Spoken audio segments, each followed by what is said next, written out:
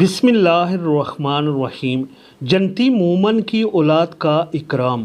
رسول اللہ صلی اللہ علیہ وآلہ وسلم نے فرمایا کہ بے شک اللہ تعالیٰ مومن کو خوش کرنے کے لیے اس کی جنتی اولاد کو جنت میں اس درجے تک پہنچا دے گا جو والد والدہ یا والدین کو ملا ہوگا، اگرچہ ان کی اولاد کے عمل اس والد والدہ یا والدین کے درجہ والی جنت میں داخل ہونے کے لیے کم ہوں گے۔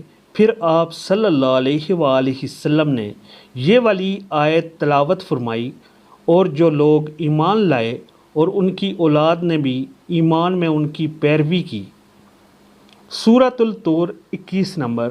اور پھر فرمایا ہم نے بیٹوں کو انعامات سے نواز کر ان کے ابا کی نعمتوں میں کوئی کمی نہیں کی۔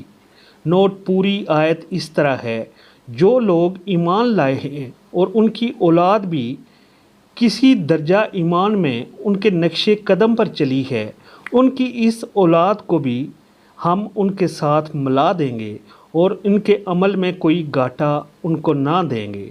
ہر شخص اپنے کسب کے حوض رین میں ہے۔